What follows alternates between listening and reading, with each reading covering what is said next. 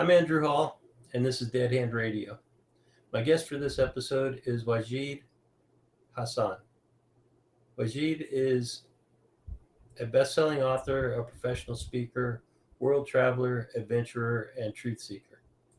Born in Pakistan, his travels have been far and wide, including England, Tanzania, and beyond. He ascended to the top of Mount Kilimanjaro in 2006, and he currently resides in the U.S. His professional work includes field service engineer, stand up comedian, voice acting, writing, and public speaking. He's also deeply interested in the field of metaphysics, healing, and spirituality, and he's been in that he's been in that study for 40 years. As a humanitarian and environmentalist, he continues to search for ways to improve human life for humans and all life on Earth, and believes fervently that we can save this planet through a concerted effort. He's also a yogi and a healer, and his latest book, The Struggle for World Sanity, is available on Amazon. Welcome to Dead Hand Radio, Wajid. Hey, nice to be here, Andrew. Well, thank you for being here, and it was an interesting way that we had met. I want to give a shout out to that platform. Uh, Correct me if I'm wrong, it was matchmaker.fm, is that correct? Yes, that's correct. Okay. And you're actually my second guest that I've connected with from that platform. It's actually a good platform. Um, we won't talk too much about that, but I did want to give them a shout out because it's a good platform. But so let's start out with your background a little bit and get to know you. So you were born in Pakistan, moved to England, and you currently reside in the U.S. That's correct. Yeah. My parents were pretty poor, and at the age of 3, my dad decided that at that time, back in 1962, they had Pakistan was part of the British Commonwealth, and so they had openings for people from the Commonwealth to do menial work in England. So my dad, in desperation, moved to England. Took about 5 weeks by train and bus. There was no such, couldn't afford um an aeroplane or whatever, and we reached the shores of England, and we settled in the north of England, where I attended infant school and junior school till the age of 10. And from there, we moved to London and went to high school in London. Uh, had a basic education, got into the technical field, and eventually moved uh, to California, primarily Los Angeles, where I lived in LA for over 30 years. And it's just recently now, for the last couple of years, that I've been based in North Carolina. Okay. When you lived in Pakistan and before you moved to England, uh, were you, did you and your family already speak English, or did you have to learn that when you got over to England? We had to learn that when we got over. The uh, the language in Pakistan is primarily Urdu, which is a dialect of Hindi. And so again, we went to English schools, and didn't take long at the age of 3 to pick up English. So Okay. we spoke spoke our native tongue at home, and then just interacted in English when we were at school. So Did you and, enjoy your time? Was it a favorable or mostly positive time there in England? I enjoyed times in the north of England. The people of the north of England were very nice and caring. Um, I had some issues when I went to London because it's a big city, and there's many challenges. But just the normal challenges of life. I kind of outlined that in the book, a brief a background of things that I did. But all in all, I think experience, good or bad, it makes you the wiser, and I think that's part of life. Some people have nothing but bad experiences. Some people have nothing but good experiences. But I think a mixture of both is a good balance. I think I'm more empathetic to people who have gone through struggles than to those who were born with a silver spoon in their mouth. Yeah, that's a good point. Um, Adversity is always going to help you build character, make you a stronger person, make you more prepared to deal with adversity as you get older, because life doesn't get easier as you get older; it gets harder. No, no, and also traveling around, meeting different people, also opens up your horizons. If you're stuck in one place, and some people don't live within a mile of where they were born, and that's pretty much that's their life. So I always admire people who've led a interesting life and have been to different countries, have different experiences. So it builds character, I think. Well, you've had some of those interesting experiences yourself, and some of that traveling that you were talking about. Would you care to talk about a little bit about that? Specifically, I would love to hear about your trek through um, the is it Kilimanjaro? Yeah, I did that back in 2006. That was an incredible experience. It was I went with a group of entrepreneurs. I joined. Most people may know Mark Victor Hansen. Along he co-authored the best-selling uh, Chicken Soup for the Soul series that broke the Guinness World Book of Records for selling the most books around the planet. And so I kind of joined his group, and we traveled around. Went to Hawaii, went to a safari in Kenya. The safari in Kenya was just absolutely amazing. Just observing the Serengeti, and um, and then we traveled over to Tanzania and climbed Mount Kilimanjaro. To me, was one of the most profound spiritual experiences I've ever had. I think I'd be more closer to God or the divine when I climbed Mount Kilimanjaro. Probably because I was half dead. I'm probably half out of my body because of the climate, the altitude. The climate wasn't too bad, but the altitude just knocked. I think 50% of people who try to climb don't make it up to the top. And so we had altitude sickness. It was took about 5.5 days to get up there, and a day and a half to get back on a different route. So you know, one of the most profound experiences I had was, I think, on the fourth day. I got out of my tent and looked up in the sky, and there was this just profound silence. There was no planes, no trains, no automobiles, and just this such a profound silence. It felt like it was real. It was so real. It actually felt like I could feel the sound of silence. It's so hard to describe. And then I looked up in the sky, and there was this cloud across the horizon. Then I did a double take and realized that it was actually the Milky Way.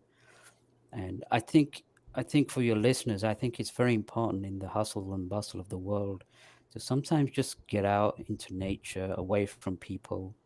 Sometimes we need that. We need a break, and just spend some time in solitude. I mean, it's not the call of the day. We have to we have to stay in the middle of civilization, but now and then, just to recharge your batteries, I think it's very important to go out in the wilderness and become part of the earth, become part of this living, breathing goddess, this planet, and then realize that we are a part of this. We're just not entities living on a solid piece of rock. So there was many internal mystical experiences that I experienced on Kilimanjaro, and then of course when I got to the top, see those giant glaciers, it was just phenomenal. If people want to, a few of us made a little slideshow of the event. So if people want to see that, they can just go on YouTube and type in "Inner Circle Kilimanjaro 2006," and it has a nice 10-minute video of our little trip up Kilimanjaro. Yeah, I'll definitely check that out because it sounds like an incredible trip. Well, what a couple things you said that are really important, and I'd like to like just touch on them real quickly. And that is number one is to get back in touch with nature and get outside of the rut of civilization. As you say, do it occasionally. I say do it as often as possible.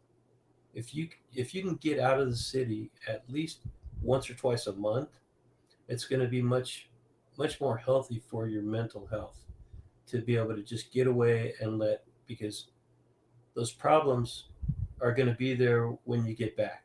But if you leave those problems behind, get out and become one with nature and get back in touch with the earth, it's going to be much healthier for you, and you'll be a more positive person. I think a lot of people um, don't realize how important that is. And I just wanted to reiterate what you said because I think that is one of the most important things for mental health that people can do is to get out, get in touch with nature.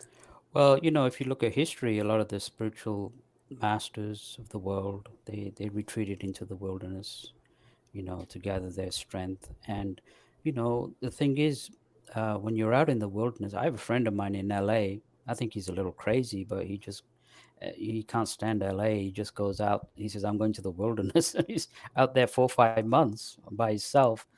I think that's a little extreme, but there's something to be said to, we're part of the Mother Earth, and that's the problem with civilization. We seem to think that we're not part of the earth. We were born, through the womb of the earth. Through, of course, we were born through, but where was she born? Our mother. They were part of the earth. So we need to get in touch. The indigenous tribes, over the centuries knew that this planet is a living, breathing goddess. She's not just a piece of rock, and they worshipped her. And she's a very divine, holy being. And going back, back to nature, and tuning in with her nature spirits, the devas, and tuning into the higher aspects of nature. I mean, all those things are part of us that we've forgotten. And like you said, going back to nature is a way of rekindling our natural abilities, which we sometimes tend to forget when we're looking down at our smartphones to the gloom and doom of civilization. Yeah, so right, and we'll touch more on that a little bit later because a lot of your book gets into that topic pretty in depth. Uh, but let's go back to what how you got from um, living in California, growing up in California. Did you graduate from high school in California, or did you do that in England before you moved out? I graduated high school in London, Okay. and eventually later on, but like I say, when I got into the technical field, I moved to California when I was about 27. So I was a field service engineer in England for a number of years, and then I had the opportunity to come to LA. And people ask, well, why did you move to Los Angeles? I said, well, in England I was turning white, I was losing my tan, so I needed to go to Southern California to get my tan back.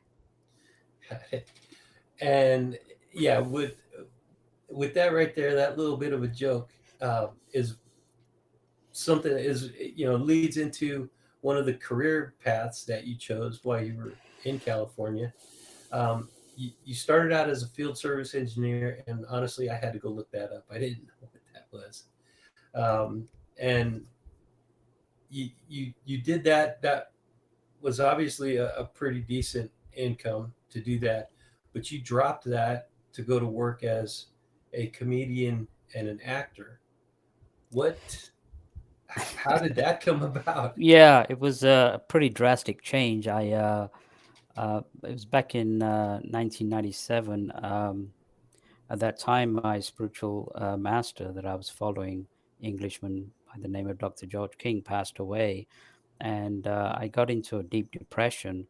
And after I worked, in the technical field, I ended up working for myself, and I finally ended up. I had a small computer repair shop in Hollywood near Sunset and Highland, and uh, and so like I said, I was in this depression, and my wife at the time, she said, "Well, when you were in high school, um, I managed to get in front of the school and make them laugh, and my drama teacher pleaded with me to get into acting and comedy." And my parents at that time, being immigrants, they were like, especially my dad, he was very strict. He said, right, you're having none of that nonsense. You do, math and science, not doing all this comedy stuff. So I kept it suppressed, and then so my wife reminded me, and I started taking some stand-up comedy classes. Found out that I was funny, and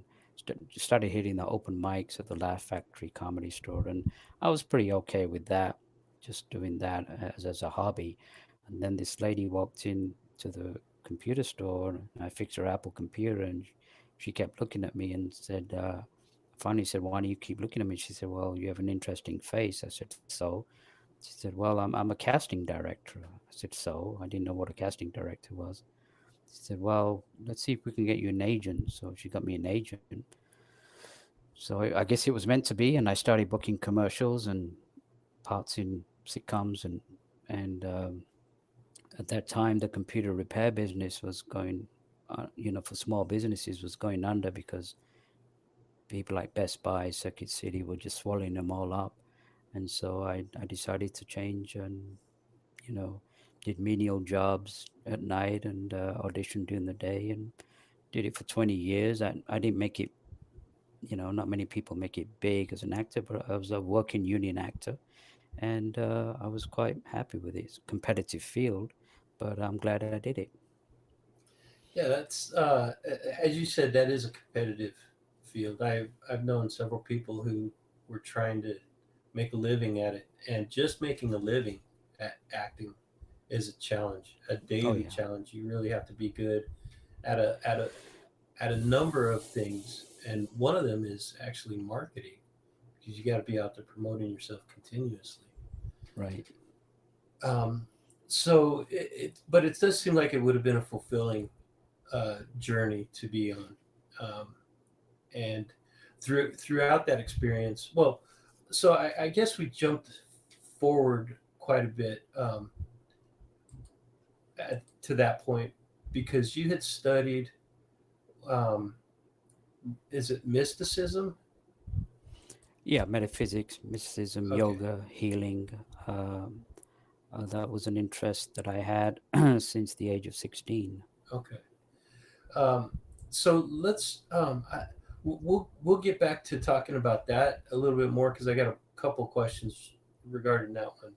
But there was a point where I read in your bio, or maybe it was in the description of your book, where you had experienced contact with a UFO.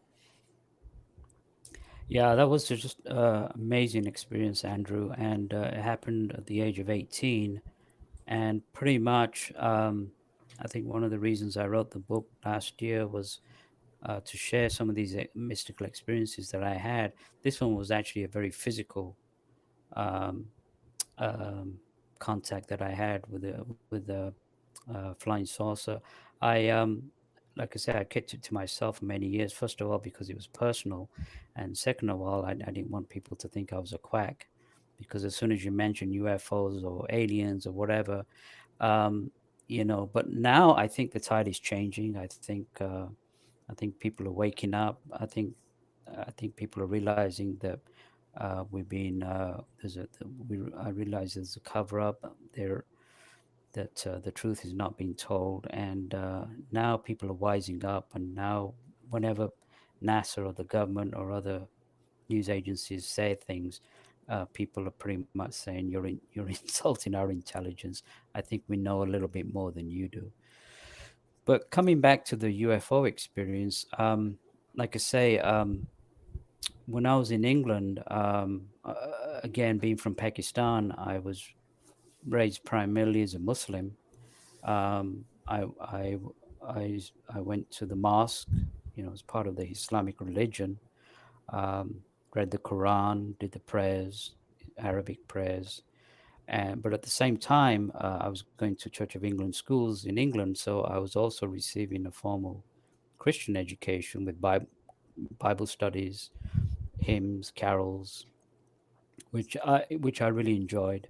And so for me, I didn't see any distinction between Christianity and Islam.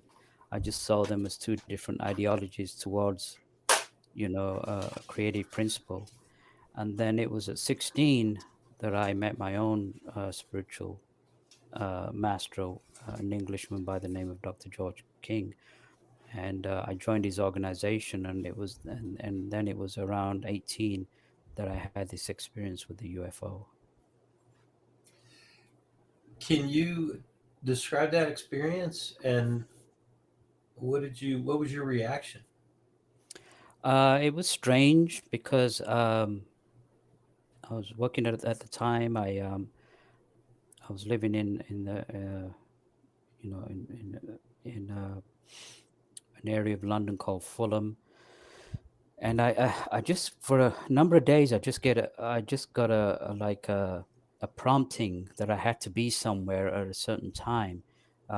This mental prompting was pushing me to be at a particular place at a certain time, and on the third day I finally couldn't handle it, and I got a map out of England, and I started tracing my hand across the map to ask whoever was prompting me, whatever guide or whoever this mental impulse was, and asking and seeing where my finger would stop at the place where I needed to be, and it stopped at a place just outside of Stonehenge, a town called Salisbury, and outside of that was a small place called Clearwater, and that and I had to be there Friday at midnight. Don't ask me why, but that's just the way I got these promptings. So on that Friday night, I left London to uh, they call it the Greyhound in America. I took a coach to Salisbury, and I got there like 10:30 at night, and I walked these lanes, country roads in the dark, and then at midnight, I uh, I jumped over this fence by this pond, and I looked up, and from the sky, I saw this silvery disc-shaped object move um, from the south to the north. And so I thought, well, I guess I'm in the right place. And then I stood my ground, and then at 1:30, another silvery disc-shaped object moved from the east to the west, and it's to me it signified the sign of the cross. I don't know why, and as you know, the cross is a very sacred ancient symbol, long before Christianity, which signifies the ascension of man. And I thought that was very interesting. And then I started getting really cold, and then exactly at 3 a.m., a much larger craft, physical craft, not a psychic apparition, but a physical craft, came over me, hovered over about 100 feet over me, and this white light came out from the hull of the craft, and I felt this tremendous spiritual power going through me, and I was in this kind of a mystic, different state of consciousness, and I felt loved. I felt that the beings who were sending this were extremely, not only scientifically advanced, but also spiritually advanced and really cared about us. And then how long it happened, I don't know. And then the craft slowly went away. And so that was something I kept to myself. It left me with this feeling of we're not alone, and there's beings that the beings that control these spacecraft care about humanity, and especially the state of humanity right now. I think they've been seen more in the skies than ever before. They've been around for the last 18 million years, and they're not going away. And eventually, the truth will be told. Well, the truth is here now in regards to who they are, through the context that my yoga master, Dr. George King, had. But I thought it was very interesting that I would also have an experience, which again I didn't expect to have, but I guess it was granted to me. And I think the beings, we call them cosmic masters, they don't do anything just for one reason. They do something for two or three reasons. So that experience wasn't just for me. I felt at this time that it was something that I needed to relay now to people and let them know that I had this experience. And also in the book, there was three of us who had an amazing experience out in the Mojave Desert with another UFO. And I can, if people want to hear about that, they can find that in the book. So yeah, that was something else. And like I say, I just kept it to myself till recently. And did you not even share that with your teacher? Your was it a yogi? Is that what he's called? Yeah, Dr. George King. No, I didn't even tell him that experience either. Um, I think he said if you have mystical experiences, he says kind of keep them to yourself. You don't have to go. There's some people who don't have mystical experiences, who don't have contacts with UFOs, and they suddenly write books about them and tell the world about them, and then they mislead the world. So a genuine experience like that, you really don't want to talk about. It's kind of weird because it's so profound, and it's not something that I wanted to share. But I felt with the state of mankind right now, I think that's another reason why I'm doing this is also, to let people know. Let's face it, these are very troubled times. We're in the middle of a pandemic. We got endless wars. We got an economic system that favors the rich, minority rich, making a lot of people poor. We got pollution. We, you know, we got hatred between races, between religions, and so one of the reasons I'm also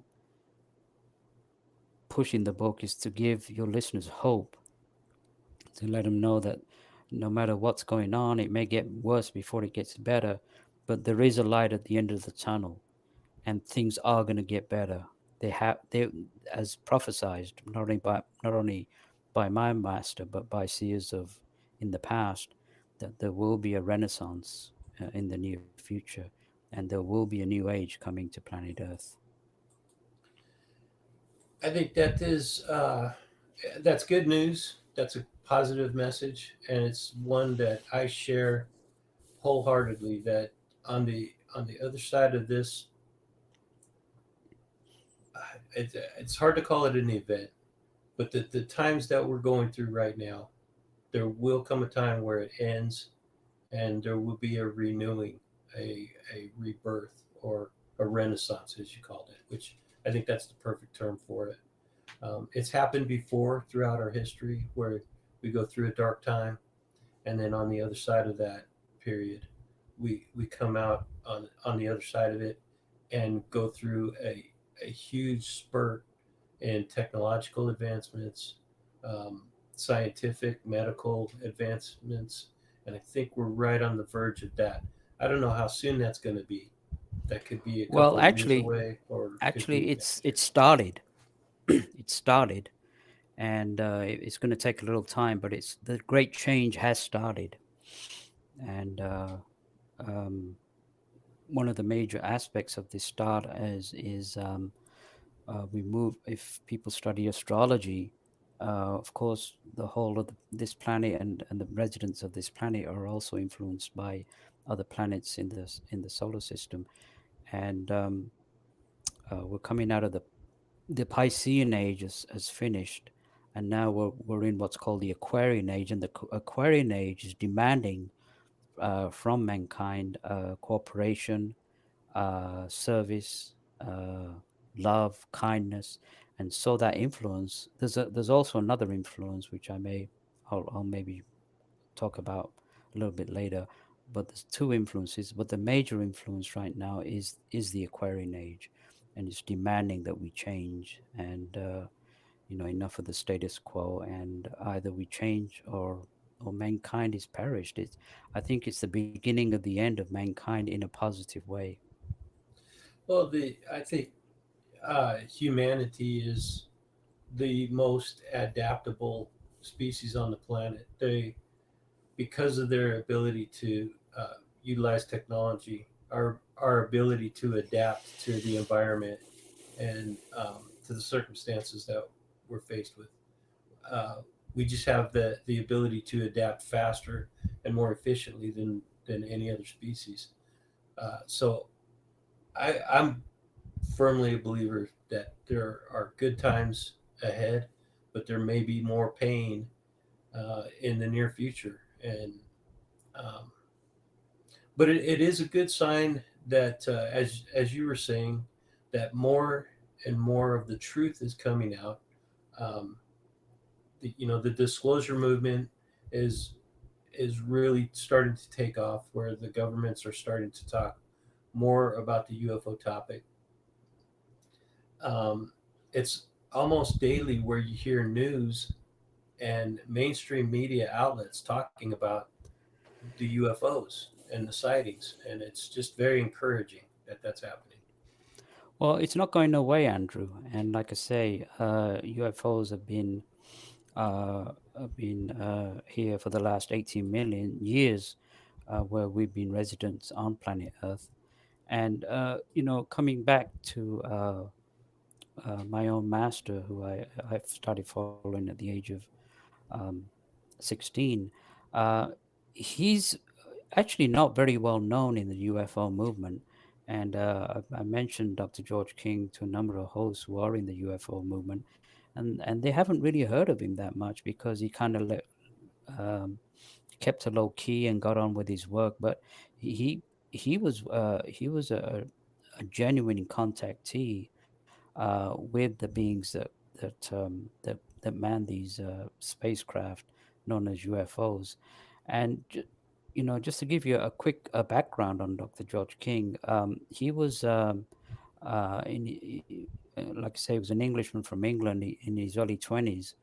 He um, uh, he was a section leader for the London Fire Brigade during World War II, during the Nazi Blitz over England, and he was part of search and rescue, and he had the terrible task of picking up pieces of little children, and it really bothered him. And so again, some premonition from his past. After the war, he got seriously into self-realization, into yoga, not just hatha yoga, but into uh, pranayama, mantra yoga, and he would study or practice yoga for up to 8 to 10 hours a day, while still having a regular job at that time was a London cab driver, and he did that for over 10 years till he reached extreme high states of consciousness, where he was able to raise the power of Kundalini to high psychic centers, and it was then that in 1954, actually today marks the anniversary where May the 8th, which I thought it was very interesting that I'm on a UFO based program where he was actually contacted by the extraterrestrials who refer to as cosmic masters, and became a channel for a lot of the messages that they sent through him. So yeah, today was the day, May the 8th, where he was actually contacted. And then it was very interesting around the 50s and 60s, where they had a tremendous amount of flying saucer activities in the skies. Uh, Again, after that second terrible purge called the First and Second World War, we delved back into the atom again and started exploding atom and hydrogen bombs. So So the surge in UFO activity that you're talking about, is that global, or are you talking about U.S. activity or UK activity Well, from in the 50s? Is that, are you yeah, talking about the global? it was global. Okay. It was global. And to understand why there was this global activity around the planet, we have to go back to the true history of mankind. And again, your listeners may not know the true history of mankind, but a yogi master like my master or the masters of India, they have tremendous powers. They can like levitate. They can go through walls. They have tremendous healing abilities. He was able psychically to look at auras and look at the aura has a pin, a total imprint of all your past lives. He was able to look. He looked at my aura once and recollected a past life that I saw as a child. But what on a larger global scale, as you know, that the Earth is a living being, and she also has an aura. So a yogi master is able to project from his physical body, in his astral body, and go and study the aura of any planet. And the ancient uh, Hindu and Buddhist philosophies talk about the Akashic records. And so he was able to study in full color, three-dimensional sequence, the true history of the human race without having to go into archaeology and digging up, cities. The whole true history was laid out in front of him. And in the 1960s, he wrote a book called The Nine Freedoms, and in there he outlines um, the true history of mankind. So I'll just quickly outline it, and feel free to interrupt me if you have any questions. But what he said was, 18 million years ago, we actually inhabited a planet that orbited between Jupiter and Mars, was known as Maldek. Now, Maldek was highly technically advanced civilization, where he said robots took care of all menial tasks upon Maldek, and we could control the weather. We had an abundance of food. Um, I think the Bible talks about Adam and Eve and the Garden of Eden and the fall of mankind, even though I refer that as a fairy tale, but it has a lot of truth behind it, because what Dr. King said was there was a group of scientists on Maldek that, in their lust for greed and power, created an atomic bomb that was 10,000 times more powerful than the bomb that we have, the hydrogen bomb that we have today, including the Tsar bomb. Um, and in their lust for greed and power, they exploded this bomb and completely destroyed the planet Maldek, which is now the asteroid belt. And scientists are confirming now that the asteroid belt was a planet that exploded many million years ago. And then, so we were released, because there's no such thing as death, and we were released on our different, etheric planes to await reincarnation, but we couldn't come back on Maldek because it was destroyed. And the Earth, as a planetary goddess, was approached by the cosmic hierarchy and was asked if she would hold up her evolution and allow this race of atomic mutants to reincarnate upon her beautiful uh, surface, which she did. And at that time, there was another race, advanced race of man, that Dr. King said was called Adamic man. And so he helped us. So the revelation of what I want to tell your listeners is that we're all actually all extraterrestrials. We're not originally from this planet. And then over thousands or millions of years ago, the civilization of Lemuria rose up, and Lemuria again was, Dr. King said, highly technically advanced and spiritually advanced. And then Lemuria fell down in a radioactive war, nuclear war. And then millions of years later, another civilization by the name of Atlantis rose, and some of the ancient Vedic texts talk about the wars on Atlantis with Vimanas and controllable beams and stuff like that. And Dr. King said one side made a weapon called the Brahma weapon, or the weapon of God. Another side made a controllable atomic ray known as Indra's dart. And down went Atlantis. The earth flipped on her axis, and Atlantis fell under the flood. And so, what do we do again? In recent times, we start exploring the atomic and hydrogen bombs, and it was known at that time by the cosmic masters, the beings who control these spacecraft, that the Earth was due to die and mankind was due to perish. And it was in the 50s and 60s when during the Cold War and these atomic explosions, that the UFOs, there was a concern in the solar system, uh, and they physically intervened on our behalf and scientifically absorbed a tremendous amount of radioactive fallout, and pretty much saved us from our own destruction. And that was one of the reasons they were seen, you know, thousands were seen in the skies at that time.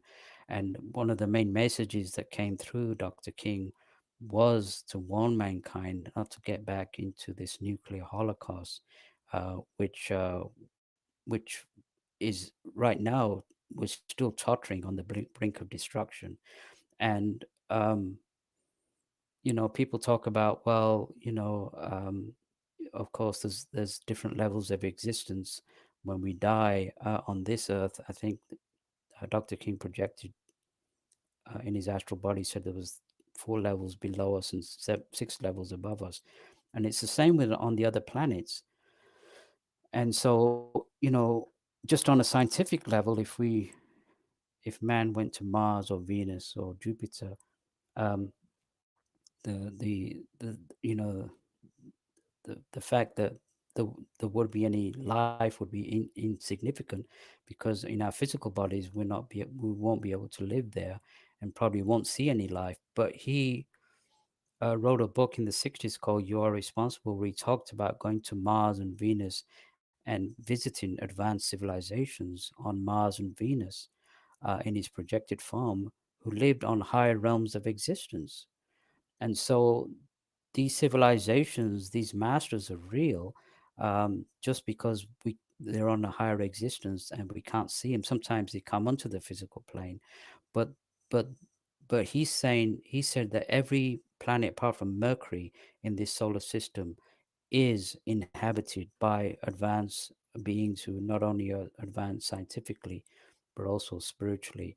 And that's why they're in the skies right now, um, warning mankind to either change, or if he doesn't change, face the consequences of our terrible bloody history in the past 18 million years. Okay, so one question I have about that: the um, why don't they just make themselves like known and let all of humanity know what they're doing? Why does it have to be so cryptic and only visiting select people, chosen people to deliver their message for them? Why can't they just come out? I think it is going to happen. It's not going to happen tomorrow. It will happen in the future. I think right now, that's always that $1 million question that's always asked, is why don't they openly land, or why don't they openly declare themselves? And um, in a message that my master got from these cosmic beings, they said well, you want a sign from us. How about you give us a sign? Like, if we land, will you greet us with love, and openness and peace, or would you greet us with a nuclear warhead? Probably more so likely the second, the latter. So I mean, we're known in the solar system beyond as a very savage, warlike race. And so they're very selective. As far as opening landing right now, because um, you know the, I don't think mankind is ready, but they're doing other things that are helping us in the background. And one aspect of what they're doing is, is they're beaming down spiritual energies to mankind at this time of the Aquarian Age to help raise the consciousness of mankind. And what they want, um, they don't want anything from us. All they want, I mean, they don't want any monetary thing. They don't want anything back from us. The only thing that they want is for us to go back to the laws of nature and become the beings that we used to be. We've lost a lot of our natural abilities, and we've sunk so low that they want us to raise ourselves and help change this planet. It's a concept which I think is extraterrestrial, because here are beings who are working 24 hours a day, trying to raise mankind without asking anything back. Because in this world, it's all about, well, if I do something for you, what are you going to do for me? So that in itself is an extremely different concept of consciousness. Don't you agree? Well, yes, and one of the things that these uh, beings or entities, whatever they are, they should already know this about us. But what what humans fear, they hate, and what they fear is what they don't know, the unknown. Right. So if these beings made themselves known and cooperated and worked with us, then we would no longer fear them. We would have no need to hate them, and we would not be aggressive towards them once we know these beings. So it's it's our human nature. It is our human nature to be aggressive to protect ourselves. That's so. In order for us to go against our human nature, to be passive, for them to uh, allow them a, a feeling of comfort or safety to come forward and communicate and interact with us. Um, I don't really think that humans, and I'm talking in broad terms, I'm not talking about individuals. There are exceptional individuals who have grown beyond that natural state, but majority of humans are in this primitive state where they they need the other, or I guess we could call them the others, um, to be to be the ones to make the first move. Well, the thing is, over the centuries, we've been molded and conditioned and hypnotized by a minority of power hungry entities that control this planet. So really, we're kind of pawns in a kind of invisible war that's going on right now, and so these barriers that we've created, is not part of our human nature. Our normal human nature is to be connected with the higher aspects of our divine self, our inner self, and like you said, there's been exceptions to the rules. A lot of the religious teachers like Jesus and Buddha and Patanjali and Krishna, which I believe were extraterrestrial beings in physical bodies that came to Earth to teach anyway. Um, you know they they they they guided mankind and told mankind what needs to be done, and pretty much mankind hasn't listened. We're engrossed in materialism, we're engrossed in selfishness, we're engrossed in wars, and we're not looking up to the way that we used to be. And so yeah, I totally agree, but I think our normal human nature is our higher aspects, and what they're saying is to start realizing the inner potential that we lost and start raising our vibrations. um, and the second aspects of this raising of vibrations, which I want to bring up, is that in uh, on July the 8th 1964, the cosmic masters got together, and they beamed down a tremendous amount of spiritual energy to Mother Earth, which was called the primary initiation of Earth. And what's happened with that is that she, at that time, and so she's been told to raise herself back into the cosmos to the way she used to be, before she allowed mankind to come on her shoulders. Now she could have released those energies immediately, excuse me, and um, it would have killed everybody on the planet.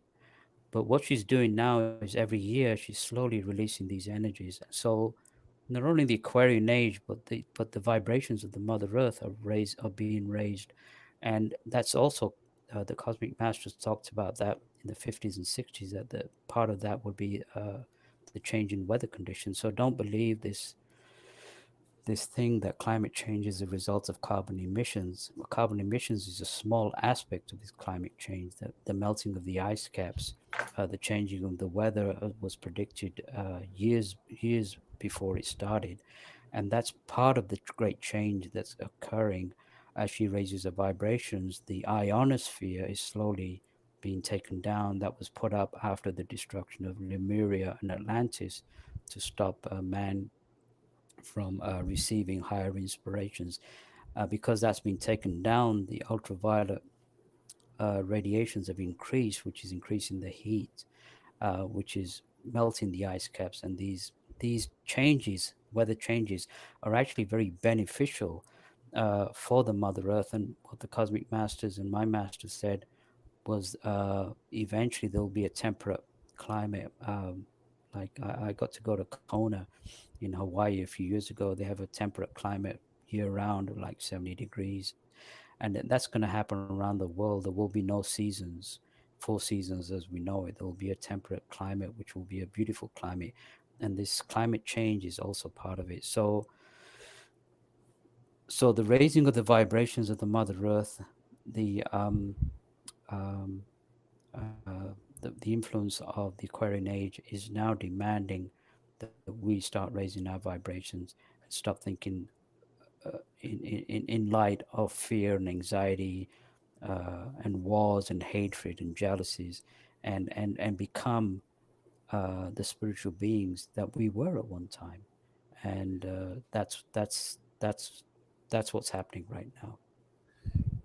Your your thesis is interesting, compelling.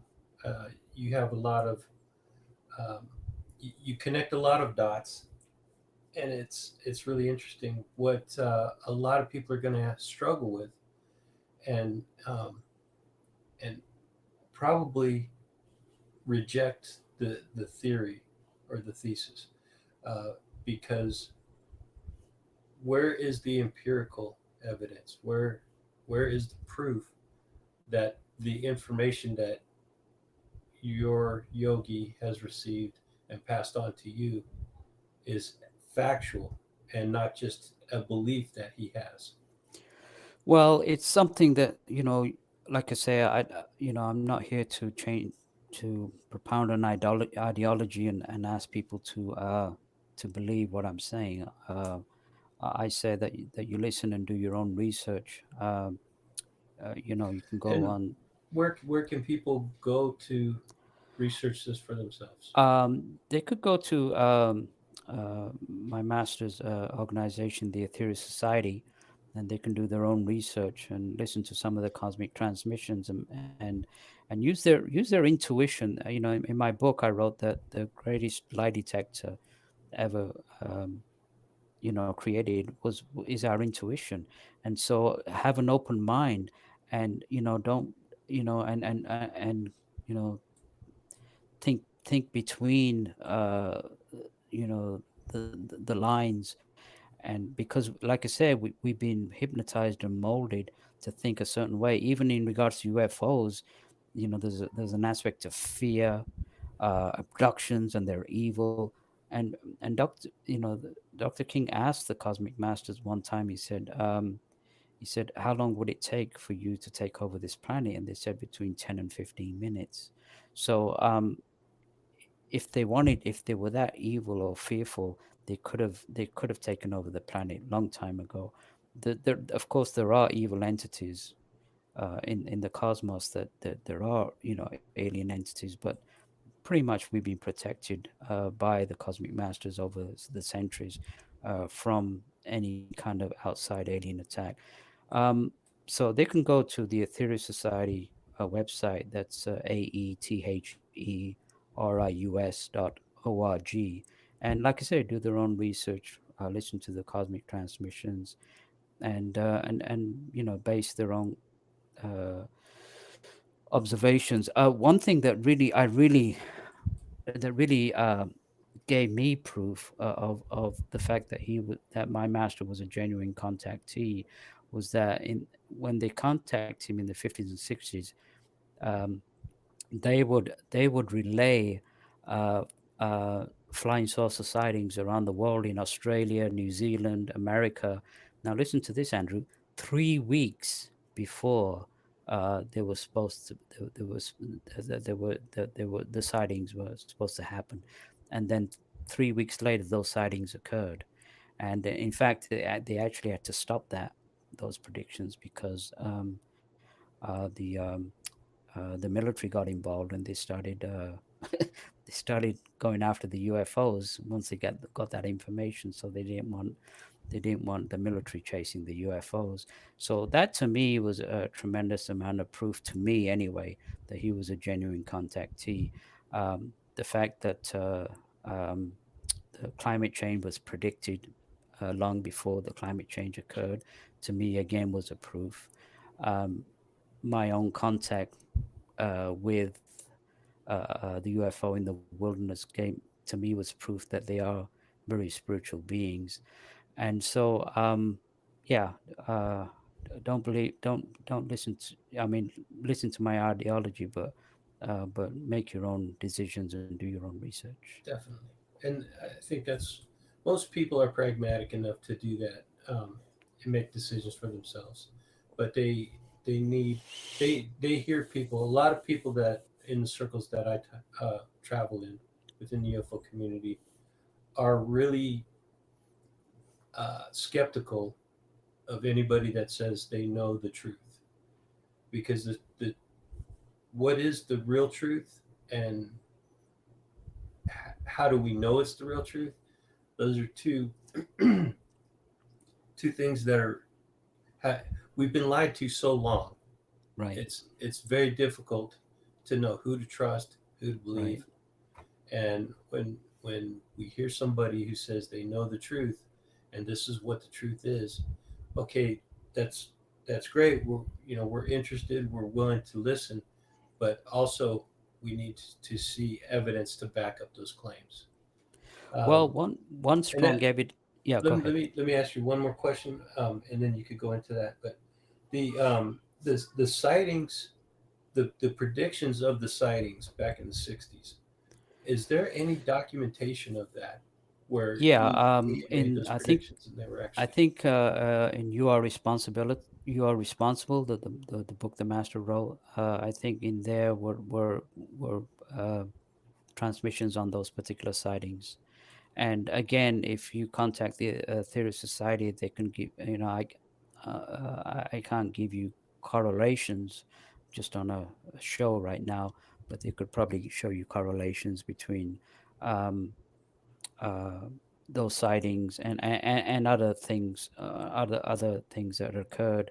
I think um, Dr. King was told even before Chernobyl happened that there was going to be some kind of accident in that was occurring, and sure enough, when Chernobyl happened, UFOs were seen over Chernobyl beaming pink rays of energy. It was seen by the people there, and neutralizing the atomic radiation. Also, I think back in the 50s or actually in the 70s, a Russian scientist came forward and said that there was a terrible atomic explosion that occurred in the Ural mountains of Russia, and it went out of control, and they didn't know what to do. And the new scientists at that time said that they had a scoop that this Russian scientist talked about this nuclear explosion that occurred in Russia, and they said um, that they were the first to tell the world about it. And it was very interesting that in the 50s, the Cosmic Masters talked about this explosion in Russia. Uh, 20 years before the scientists came, because Russia won't talk about it. And 20 years later, the scientists, but 20 years before that, Dr. King was told about this terrible explosion in the Ural Mountains in Russia, and how the cosmic masters had to come in to help neutralize that situation, which I think what they said could have killed over 18 million people. So that's evidence after evidence after evidence that to me signifies that not only was Dr. King a genuine contactee, but that these beings are also real. And so, you know, if you look for the one thing that my master said, which not many teachers said, he said that every time he went in front of a platform or in front of people, he said that he had an oath before his creator to tell the truth. Because he said, if you want to speak the truth, he said, you have to, if you want to find truth, you have to speak truth. And so he was one of the few teachers that I know of that every time he spoke, he made a solemn vow before his creator that he would tell the truth. And again, it's up to your listeners to decide based on the information that I'm giving tonight. Yeah, I absolutely agree. We're putting it out there for anybody who's interested to listen to it, to go do further research and make a decision on their own. Um, You, one thing I gotta say, when I looked at your website and you talked about Dead Hand, I wasn't aware that Dead Hand was the code name of the Russian reaction to atomic to for the atomic any atomic attack from America. I tell you, man, that brought chills down my spine when I heard that because it was real. I mean, let's face it. We were in the middle. We were due for an atomic holocaust during the Cuban crisis. Let's face it. I mean, America had nuclear warheads pointing to Cuba and Russia had the dead hand, and they were pointing nuclear warheads to America. And in 1962, that was stopped in its track by the release of spiritual energy, and it wasn't stopped by Khrushchev or Kennedy or any of those people. It was stopped by forces who pretty much did not want another nuclear holocaust happening at this time. So that really, really hit me hard when I saw Dead Hand and what it meant. let's. I, I'm a very interested in the Cold War and the effects that it has had on our society, and that is a little known piece of the Cold War that I think is so profound that it needs people need to know this. Yeah, That is, that's a um, the perimeter program. There's very little evidence that it actually exists, or it's suppressed. The evidence is suppressed, um, but it's a doomsday device, and there are people that say that it's still in use today.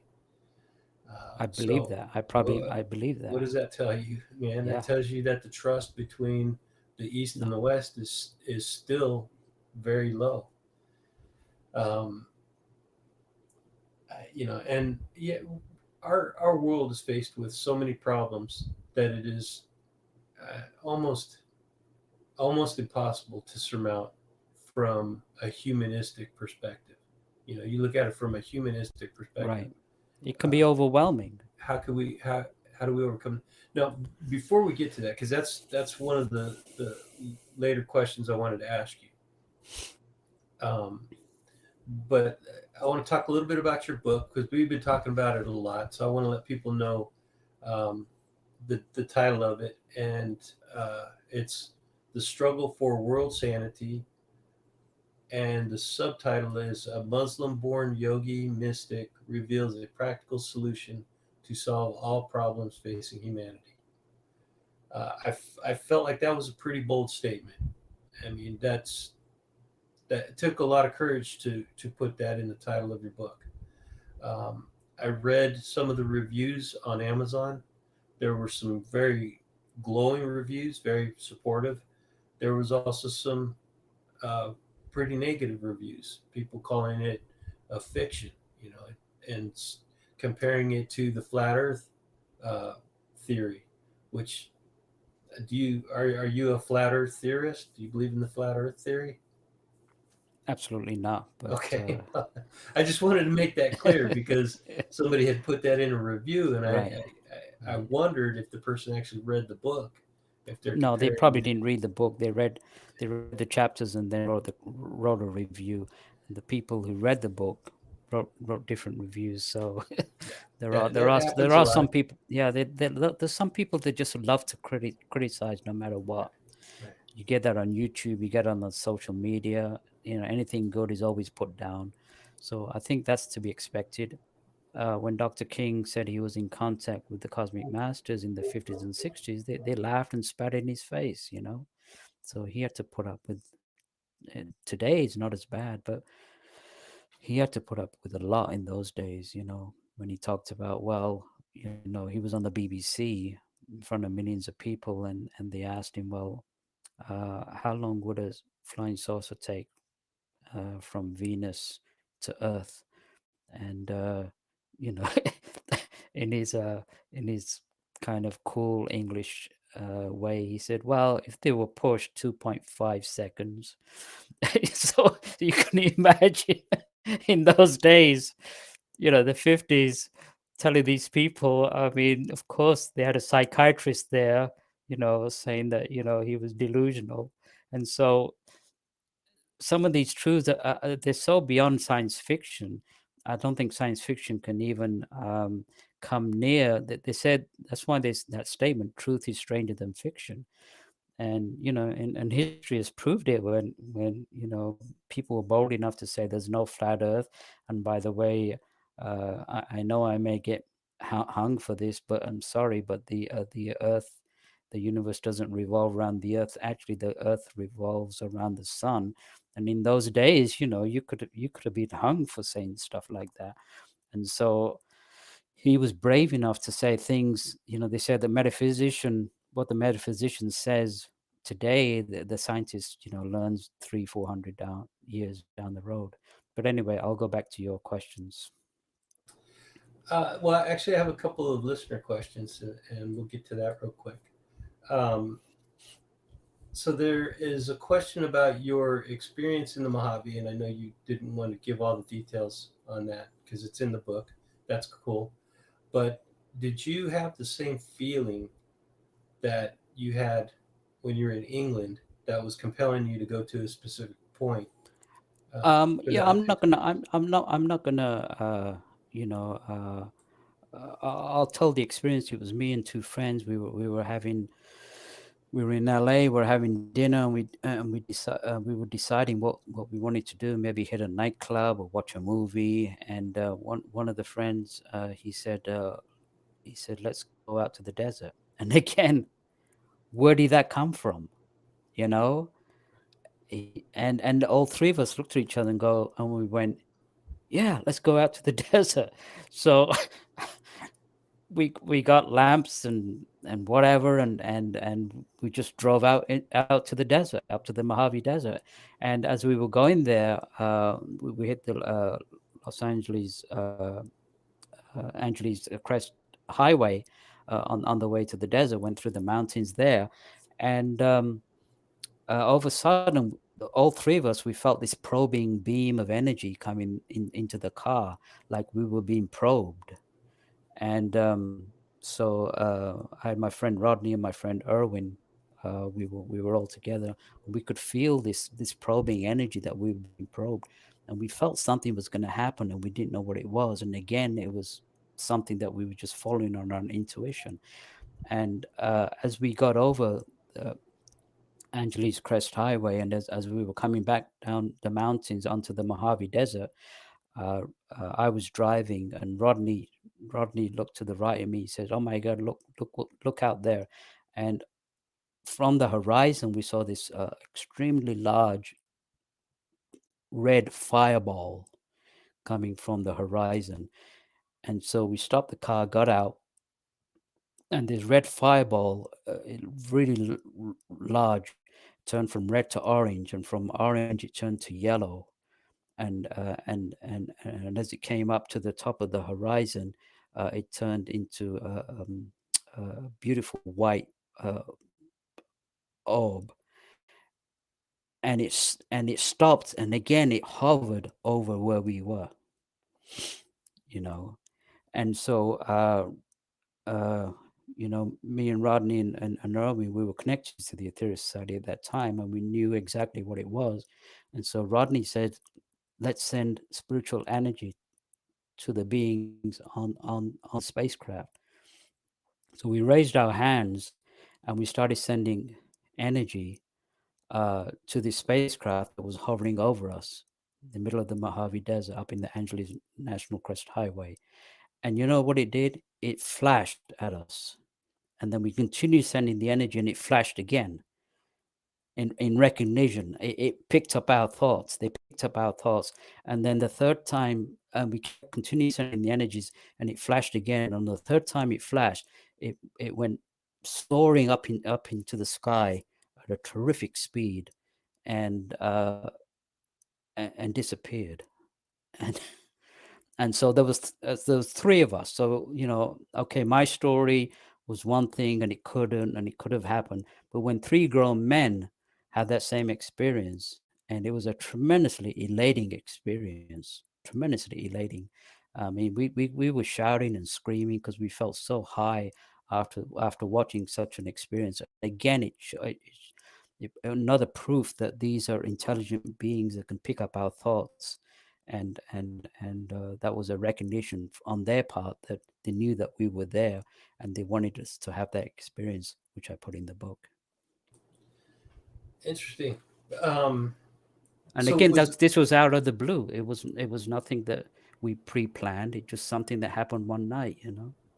were there any were there any sounds? Was it or was it Did absolutely quiet, no yeah, sounds at no all. sounds at all? No. But Um, the way it moved up into the heavens at that speed, never ever seen anything like that. It was just phenomenal, fast. Interesting. Do you think that it could have been a rocket, a Um, missile launch? Missile launches don't hover over three grown men and flash at us in recognition. Rockets are usually pretty straightforward, and they follow a particular a movement. So I don't I doubt if it was a rocket, Okay. even though it was near Edwards Air Force Base. And I don't believe that Edwards is a missile base. I don't think they launch missiles out of Edwards. I don't think so. No. Vandenberg is further to the north and west. But did you say this was coming out of the east? Out of the It was from eastern the sky? east, yeah. Yeah. So that doesn't sound like it would be from Vandenberg. Yes, very very interesting. What year was that? Do you remember what year it was? That was in the 80s. I can't remember now the year, but it was sometime in the 80s, around 83 or 82. I can't remember now. I'd have to look back. So another listener question is: how do we learn how to tap into the vibration or energy that you have been referring to? Oh, that's a wonderful question, because um, back in 1970s, when they had the oil embargo, and there was talk about oil um, being a shortage of oil. Dr. King came forward and he said there's only one energy crisis on this planet, and he says that's the spiritual energy crisis. He says if you solve that crisis, everything between countries and even in your personal life will automatically be resolved. And spiritual energy, or the energy of LOVE, is actually a very tangible, real energy. One way that you can actually feel it. I mean, we've heard of healing. I mean, the Master Jesus was a great healer. He used that pranic energy coming from the sun to heal and raise the dead and to make the lame walk. And so it's that same physical energy, spiritual energy, which is needed at this time to counteract because thoughts are real, hatred and jealousy, and all these thoughts are actually polluting. Not only not only do we have physical pollution, but we also have mental pollution around the planet. This choking our mental facilities. And so all we need to do is beam down this white light through our brains over over our shoulders. One way that your listener can actually test this spiritual energy is if you stand in front of a mirror and you raise your hand and send a beam of energy through yourself, through the two psychic centers and your heart center, and send it to the mirror. It will actually reflect back on you. You could feel a tingling around your aura, around your body, and even around your fingers. So it's a very viable, just because science can't detect it with scientific instruments. It's just like electronics is the study of electricity and electrons. Radionics is the study of subtle energies or the higher energies. And one thing that Dr. King wrote in the Nine Freedoms, he talked about going to a spacecraft at that time that comes into orbit of Earth periodically throughout the year. In fact, that spacecraft is now in orbit of Earth right now till May the 23rd. And when he visited that craft, he met the occupants of that craft. He said it was a mile and a half long. The craft was called Satellite Number Three. The being that he met he said, was 7 foot tall, had was hair down to his shoulders, had a silver piece suit, was humanoid, and they communicated mentally. And he saw tremendously advanced instrumentation that was on this spacecraft. Now he also received a message uh, from the cosmic masters about the function of this spacecraft. Now, if we look at basic terrestrial science, which is advancing pretty quickly these days. With a GPS satellite, you can pretty much pinpoint anybody on the planet now with a cell phone. And what Dr. King said, what these cosmic masters said, is that they have computerized uh, radionic apparatus on this spacecraft that can pinpoint the vibrational sequence of every man, woman, child, rock, fish, animal on this planet. We are all online with the cosmic masters on this spacecraft. Now, why is that? That's because they can their instrumentations, or they themselves can pick up our thoughts. They say that thought travels through the human body at the speed of, say, 600 miles per hour. But in free space, thought travel has been calculated to be traveling at 4 million times the speed of light. So we're online with this spacecraft. They can pick up the thoughts of all of us, every single live stream on this planet. And what they're doing, all we have to do is we can contact these cosmic masters. We may not get a sign from them, we may not get a sighting from them, but what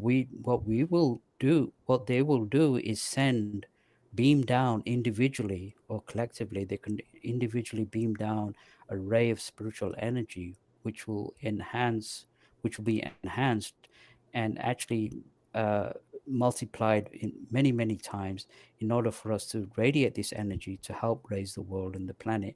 And so that's another reason why they're in the skies right now, is they can pinpoint any live stream.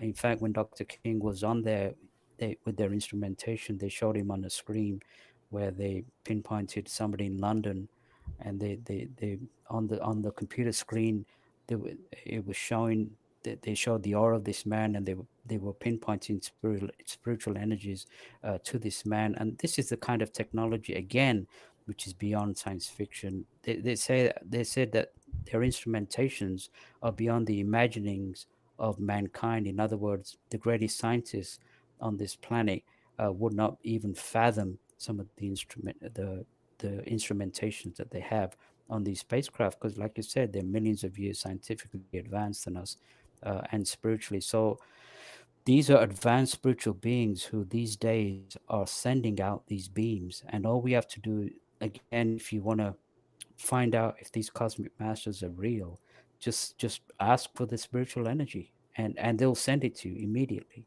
like this, in a split second. So that to me is another proof. I belong to a group of people where there are, there's people from like 50 different countries, and every day we're pumping out the energy to help heal the world, raise the vibrations.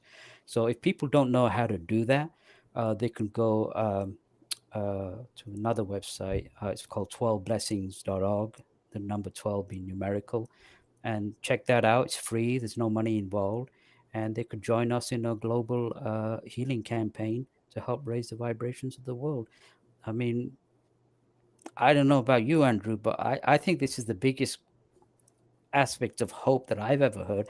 I can't rely on on the politicians or the warmongers or the economic people who control the economy. I can rely on beings who want to raise our vibrations and want nothing back. I think it's a tremendous message of hope for me personally. Your your method of raising the vibrations, is there is there any requirement for meditation, or is that optional, or does that help at all? What they're saying is the energies that they're sending now, in the old days, to receive that energy, you'd have to go into deep meditative state to raise your consciousness. They say there isn't the time for that now, and so they're just beaming down the energy regardless. And this is another aspect that I really like, Andrew, which your listeners will like. They don't discriminate between black, white, any religion, any sexual. I mean, they say even if you're a murderer, you know, uh, um, they will beam down the energies. They don't if you have a desire to help at a particular time, or to be of service, that energy will be beamed down to you. So they don't look at people who are nice and holy. They will go down to the lowest astral realms, and if there's beings there that want to help and raise, there will be energies down to that. And that's the aspect that I really like. They look at the human race as one race. We're all interconnected. We have different cultures. We have different um, different countries or whatever. But all in all, they address us as terrestrial man.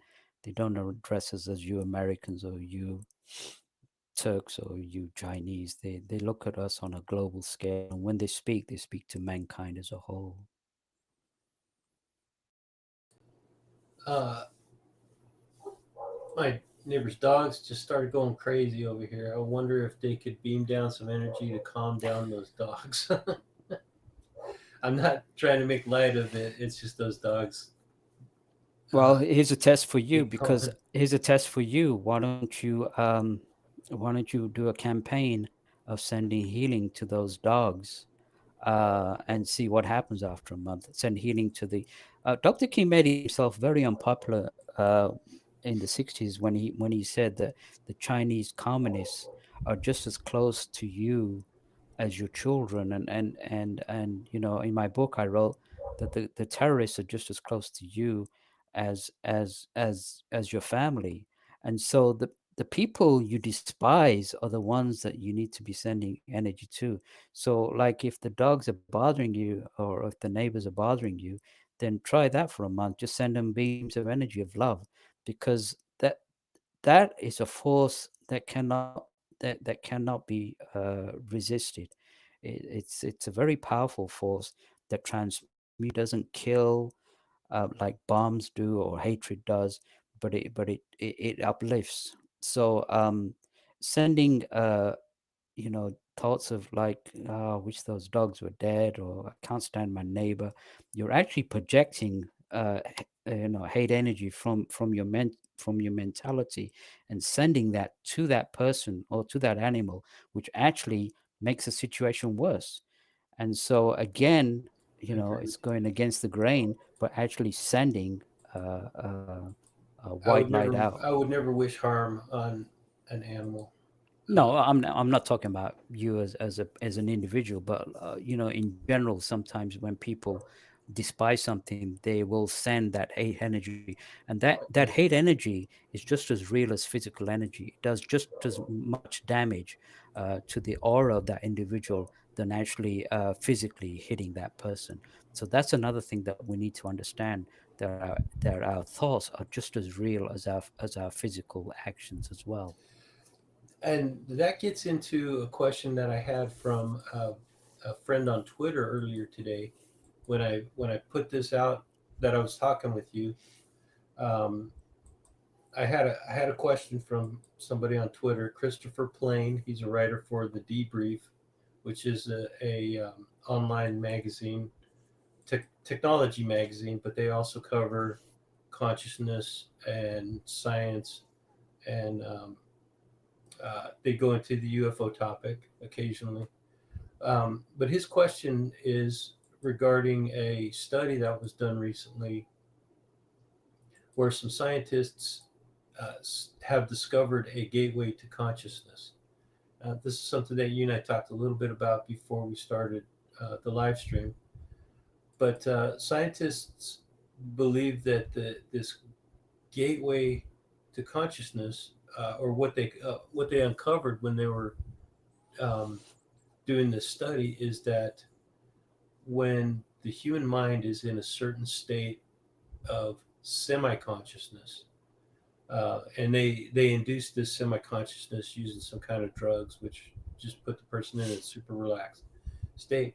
But in that state of semi-consciousness, the subject would imagine something, and the imagining of that activity would be as real. It would create brainwaves that were as identical to if they were actually conducting that physical activity, you know, in, actually physically conducting that activity. So, but when the subject became fully conscious, then that level of those brain waves were not affected um, at the same uh, at the same level.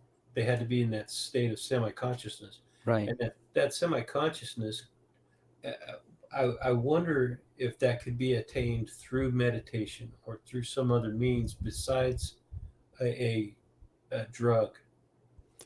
Yeah, I mean, the yogi talks about different states of consciousness where we raise our consciousness from lower centers to higher centers, and that's what my yogi master was able to do.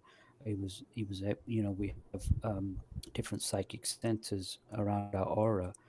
We have this center in the base of the spine. We have the sex center. We have the solar plexus center, the heart center, the throat center, the center in the forehead. People refer it to as the Christ center, or Susumna.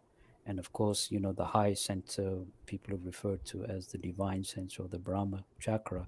And the mystics in the past or even recently are able to change their state of consciousness from conscious to a higher sense of consciousness, and in states such as samadhi or cosmic consciousness, which has been referred to as conscious death. They receive tremendous inspiration in this deep meditative states where they become one with nature, one with the universe. In refer to your experiment, that state of semi-consciousness could have been possibly a sleep state of consciousness. Um, as you know, sleep is a state of projection where part of the consciousness projects in the astral body and goes to different realms of existence. And so sometimes we have these vivid dreams where we actually feel like we're flying or we've been in this particular place. They're colorful. We actually probably projected to those places. And so in that experiment, probably in that semi-conscious state, The person was probably in their astral, part of their consciousness was in their astral body, and so they were creating, like you said, playing that tennis and whatever. They were actually physically doing that on a different level of vibrational sequence in their astral body. And then that's probably why the brain waves registered the fact that they were physically doing something like that. And then when they came back from that state or back into their conscious body, where everything was back in the line, they probably couldn't reproduce it. So I think that was proof that in alternative states, part of our consciousness does project or go somewhere, or we inhabit a different state of a different body. And in fact, the Dr. King said that the astral body, he said, is one of the he says one of the finest spacecraft that's ever been built in this galaxy. He said if you can learn to project consciously, he could you can go to the moon in a blink of an eye and remember everything that you were on the moon. That happened in the 1960s. Dr. King projected to the moon, and he actually saw a space station on the other side of the moon. And the Daily Express revealed an experiment where they induced this person either through drugs or hypnosis or whatever, and he actually projected to the moon, and he saw that same space station. So that was a very interesting collaboration. There That is a sorry to interrupt you, but um, there is a program that the military conducted throughout the 60s and 70s, into the 80s in little ways, called remote viewing. Are you familiar with that? Yes, yeah. Is this So what you're talking about? there's a way they could find ways with drugs that can actually, or hypnosis, where they could consciously get out, but that could be actually very dangerous This is because not.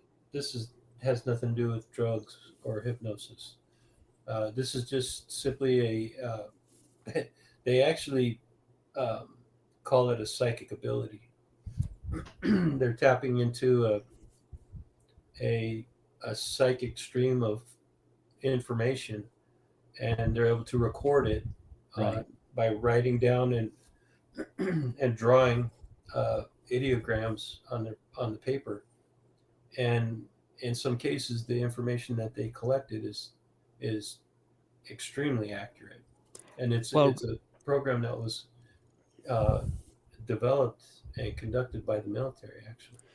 yeah, I definitely believe that.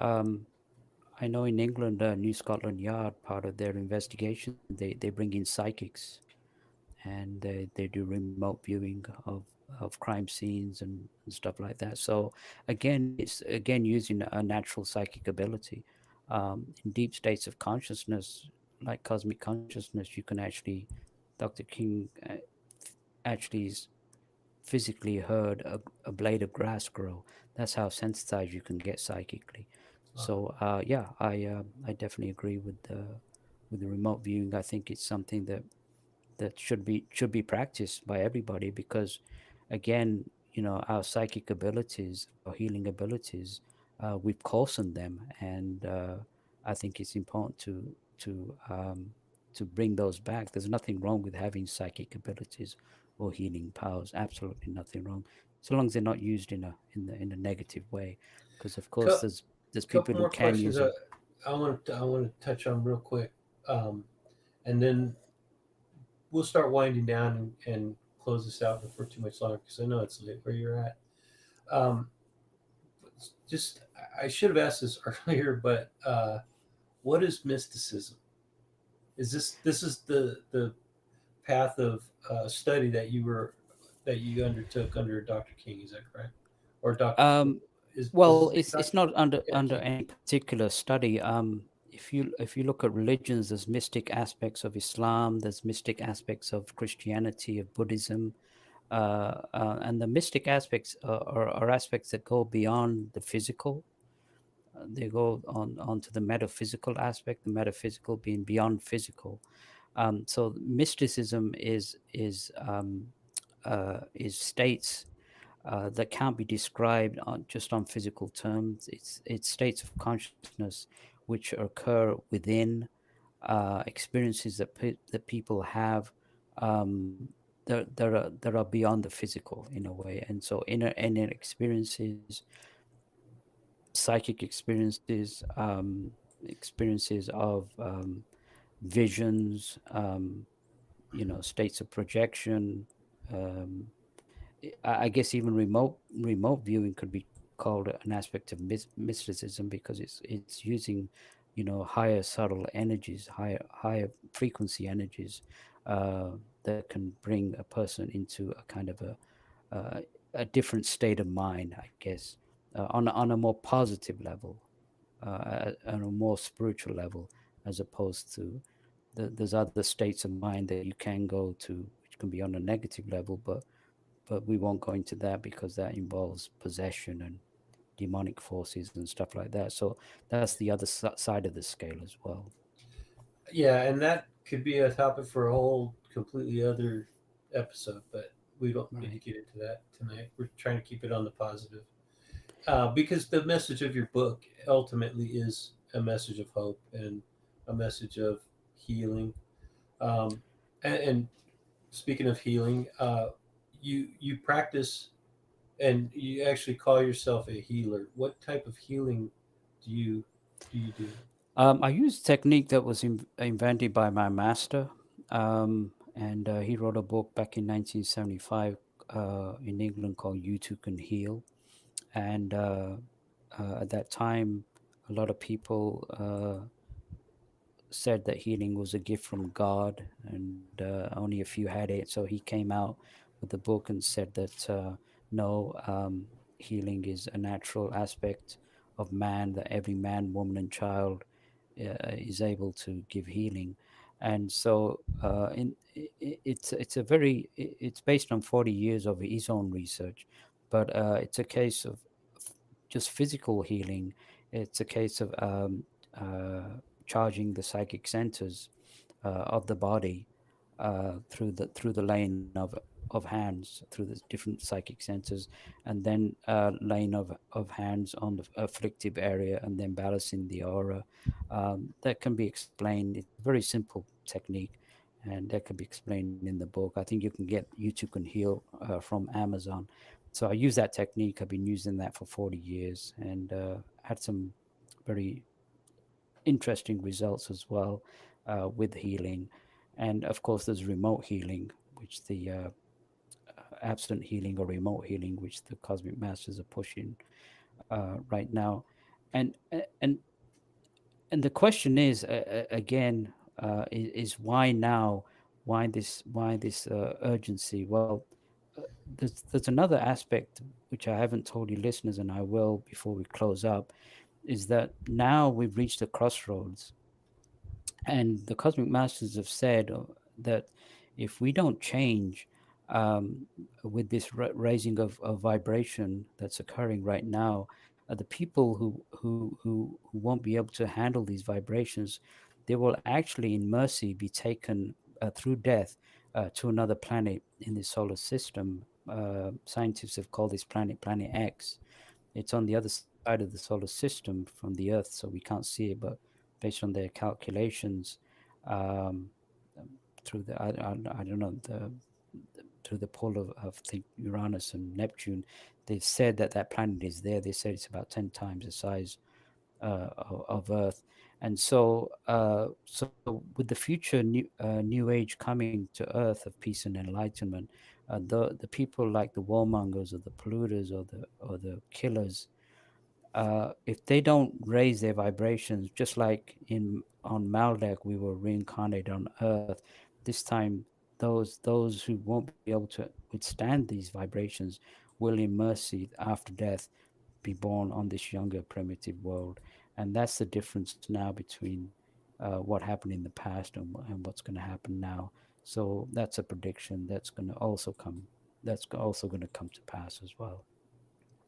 And finally, you talked about, well, when are they going to actually openly declare themselves? Dr. King received a message in the 50s, um, about the coming of another master or a spiritual master. And he was told, because the religions talked about, Messiah coming, some call it, say it's Jesus or the Mahdi. And what Dr.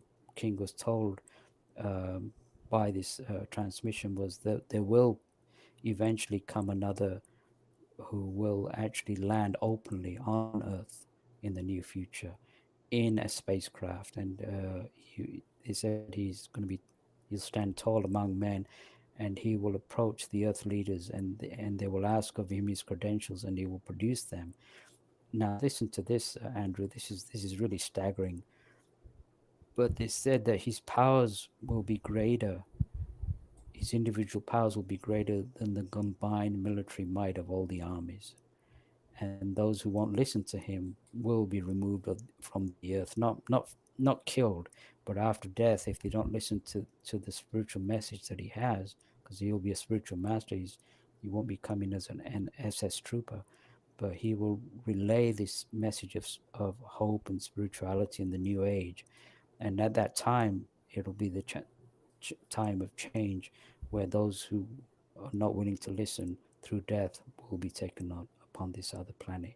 And so these are predictions which I think we're all going to experience, because we'll be coming on and off the earth in our reincarnation cycles, and there may be a time in the near future where we will physically see these things happening. So that's something I'm looking forward to anyway, in this message of hope. You also mentioned, as I pointed out in the subtitle of your book, um, that you provide a practical solution to solve all the problems facing humanity. And one of the most troubling or dangerous threats to humanity is the climate change. Is there, and we talked a little bit about why climate change is happening, what your belief is that's causing climate change, but um, is there a resolution to fixing climate change within a generation? Because there are scientists that believe that we are close to or may have already hit a tipping point to where there's no turning back. This actual climate change is nothing that mankind can do. It's in process. The only thing that we can do is we can be part of, is to accept this climate change as a rising of the vibrations of the Mother Earth, and to change ourselves accordingly. Because people don't look into karma, the law of action reaction. If we raise our vibrations to conform with the Mother Earth, the climate change could actually be a lot more gentle, because the Devic kingdom respond to you know, all the thoughts of mankind were responsible for the weather. All the earthquakes, the tornadoes, all these are emanations that the nature spirits receive from mankind, and have by law have to manipulate that energy. So in another way to help make this climate change more gentler is, again, what the cosmic masters are saying, is send out the spiritual energy, so that the Deviant kingdom can receive this energy and make this more this transition more gentler than and again, a lot of the violent changes are not because of the raising of the vibrations of the Mother Earth, but again, uh, our own mental energies that we send to the nature spirits. And It as far sounds to as me like my interpretation of what you just said is that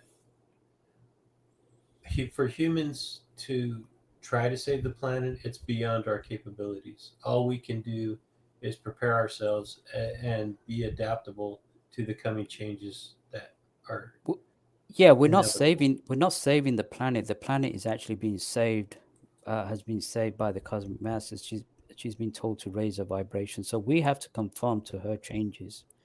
And unfortunately, if it means that a lot of uh, live streams may have to be taken off the planet, so be it, because the Mother Earth is regarded as more sacred than everybody on the planet combined.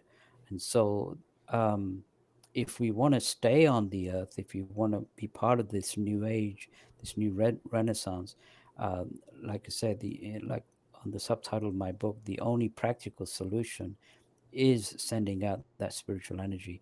Um, People talk about physical famine. We're starving our souls right now. We're not sending, we're not acting as normal human beings should do, which is naturally sending out spiritual energies on a higher vibrations, which we used to do, and we're not doing now. And that's the cause of pretty much all the problems on this planet right now, the lack of spiritual power. Do you have any final thoughts? I want to keep it on a positive note. Leave listeners with a positive message at the end of it. Um, but do you have any final thoughts? My final thoughts is, I think we have a responsibility to the children of this earth, the younger generation. I think as adults, we need to take action now, so that they too can enjoy their lives to come. And I think, uh, I don't think it's a privilege. I think it's a grave responsibility now to take action and start sending out this light, so that the future generations can have a place on this earth, and not end up on a planet that's radioactive, or highly polluted, or over, or just with the way things are going right now without karma. There may come a time when we may just be released from our physical bodies, just to make way for the Mother Earth to take her place. So, um, it's critical at this time of our history that we either change, or eventually will have to leave. So, this new age is coming, and the cosmic masters have given us every opportunity to stay on this planet, because the conditions on this primitive world will not be as good as the conditions on this earth. We may have to start with sticks and stones on the new planet, back to the caveman regression that we did, after our other destructions. So, I think those are my final thoughts. It's like, well, do or die. And if we want to raise ourselves, we'll be happy, and if we don't, then we'll just have to face the consequences of our actions. Your contacts. Well, so first of all, I have a thousand other questions. So I'd like to invite you to come back on at some point in the future. Just keep the door open so we can continue our conversation at another Yeah, time. absolutely. And let people know how they can reach out to you if they want to contact you. And also, one more time, say the name of your book and where they can find it.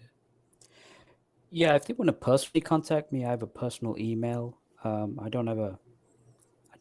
have an acting website, but I'm not here to promote my acting. They can contact me on my personal email, which is Wajid, Wajid, the number four, GK at gmail.com.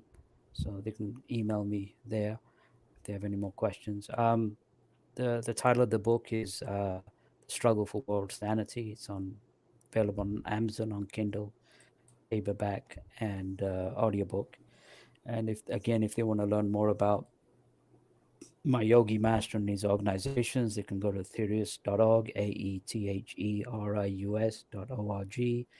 And if they want to be part of a global healing movement that I belong to, and a lot of other people, they can go to 12blessings.org, the number 12blessings.org. Well, thank you for all of that. Hang on after I close out. Um, there'll be a little break, and then we'll be back together, but it'll be off the air. So just hang on just a second. Let me close it out. I want to say thanks to everybody who joined in the chat. It was great to see some people interacting and some questions in there. I want to say thank you again to Wajid for being here and sharing your knowledge and your experiences with me and with the people that joined us tonight.